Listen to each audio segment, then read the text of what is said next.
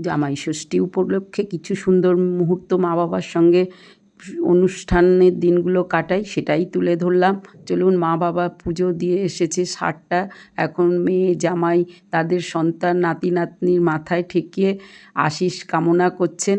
এর সঙ্গে কিছু রেসিপিরও আয়োজন আছে, সব তো মায়ের পক্ষে করা সম্ভব না, আমরা মিলে কিছু করি। জামাইকে বরণ করছেন, তার জন্য ফলাহার, গোটা ফল, কাটা ফল, দেখুন চিড়ে, দই, মিষ্টি, আশিস দেওয়ার জন্য ধূপ, দ্বীপ, দুর্ব যা লাগে সব কিছু নিয়ে প্রস্তুত।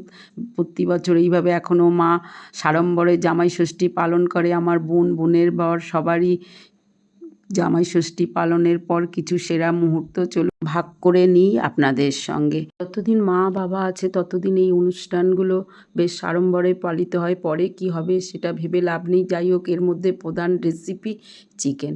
প্রায় 5 কেজি মতো চিকেন নিয়ে আসা হয়েছে, সেটা রান্নার দায়িত্ব আমার উপরে পড়েছে। সবসময় বেশি রান্নাগুলোই করতে হয়। সেই রেসিপিটা কিভাবে আপনারাও বানাতে পারবেন, অকেশন খুচকাচ সবার বাড়িতে লেগেই থাকে, সেক্ষেত্রে সহজে যে রান্নাটা করা যায় তাই রেসিপি হিসাবে নিয়ে চলে এসেছি। প্রায় এর মধ্যে চিকেন হাফ অর্থাৎ 2.5 কেজি, এর মধ্যে অন্য পাত্রে 2.5 কেজি রাখা আছে। দই, হলুদ একটু দিয়ে কেবলমাত্র ম্যারিনেট করা। দেখুন, প্রায় 1 কেজি মাপের পেঁয়াজ, 1 মুঠো শুকনো লঙ্কা আর এতগুলো টমেটো নিয়ে নিয়েছি। আদা রসুন সমস্ত আগে পেস্ট করে নেওয়া। আলু ভাজার তেলের মধ্যেই প্রথমে আরেকটু সর্ষের তেল যোগ করে দিয়েছি। এবার ততক্ষণে টমেটো দিয়ে শুকনো লঙ্কাগুলো একটু বেটে নেব। ব্যাস বন্ধুরা, এবার গরম তেলে একটু চিনি আর জিরে যোগ করে দিয়েছি। ব্যাস বেশ মুচমুচে করে ভাজা হয়ে গেলে একটু শুকনো লঙ্কা ফোড়ন দিলাম, আর দিলাম একটুখানি সামান্য 2-1টা গাছে ছোট ছোট তেজপাতা, বাকিগুলো খুঁজে পাওয়া যায়নি।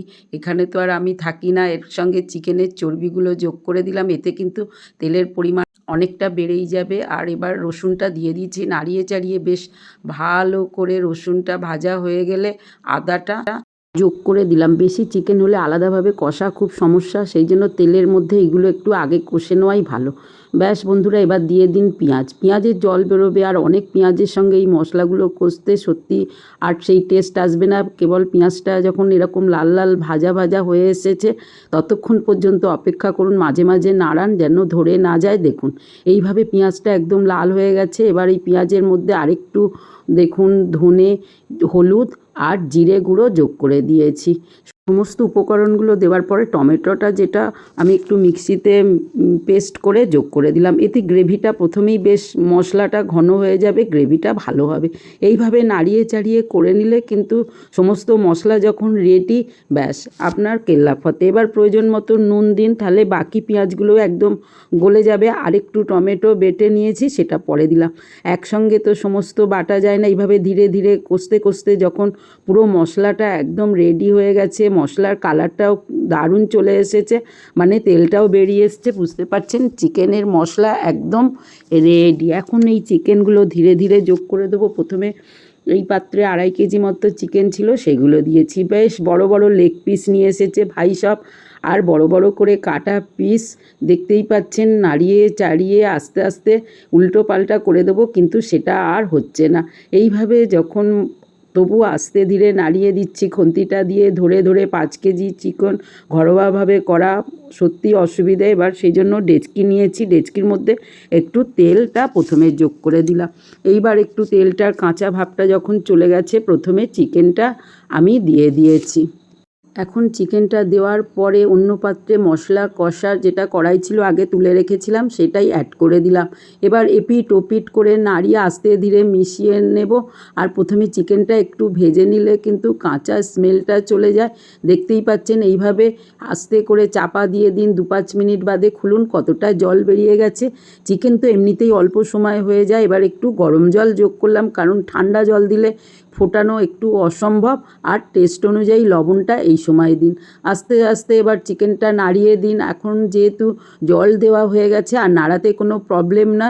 নরম তুলতুলে চিকেন রান্না করলে এইভাবে করে দেখুন। আর অকেশন স্পেশাল থালি এভাবেও আপনি চটজলদি বানিয়ে দিতে পারেন মাঝারি গ্যাসে। এবার আস্তে করে ফুটতে দিন। এই সময় লবণ লঙ্কাটা যে পরিমাণে দেবেন, ঝাল টাল খাবেন সেই অনুযায়ী দিয়ে দিলেই হলো আর কি।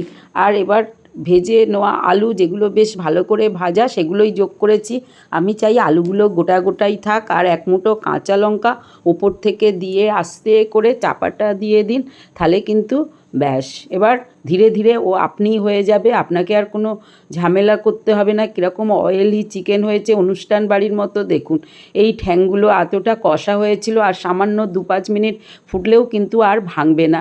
যাই হোক, চাপা দিয়ে ফিরে এসেছি, চাপাটা খুলে দিলাম, চিকেনটা আমার রেডি। দেখুন চিকেন একটুও ভাঙেনি, গোটা গোটাই আছে, আলুগুলোও কিন্তু গোটা আছে। এবার গরম মশলা উপর থেকে ছড়িয়ে দিন, যেরকম খাবেন সেই রকম ঝালটাও কিন্তু আপনারা দেবেন, লবণটা অবশ্যই দেখে নেবেন।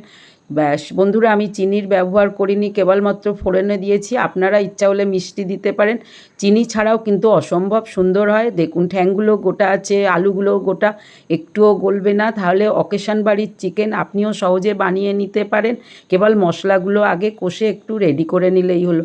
তাহলে আসি বন্ধুরা, বানিয়ে ফেলুন। কেমন হয়েছে দেখুন। চলুন, সবাই মোটামুটি বসে পড়েছে, বেশ আনন্দ করতে করতে হাসি মজায় ননস্টপ চিকেন খাওয়ার একটা অনুষ্ঠান চলছে। ব্যাস জামাইরাও রেডি খাওয়ার জন্য, তারাও খেতে বসেছে। মোটামুটি সবার অনুযায়ী চিকেনটা দারুণ হয়েছে। সমস্ত রেসিপিগুলো পরপর সাজিয়ে দিয়েছে, আগেই তো দেখিয়েছি।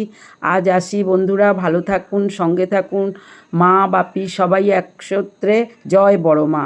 আপনারাও কিন্তু এরকম সহজ উপায়ে রান্নাগুলো করে নিতেই পারেন। অন্যান্য রেসিপিগুলোও অনেক সময় দেখিয়েছি, চটজলদি করা সহজভাবে আর হেলদি রেসিপি বানানোই আমার প্রয়াস। যাই হোক, থালিটা তো সাজিয়ে দিলাম, মিষ্টিগুলো আগে দেখেছেন। আজ আসি, কেমন হলো জানাবেন।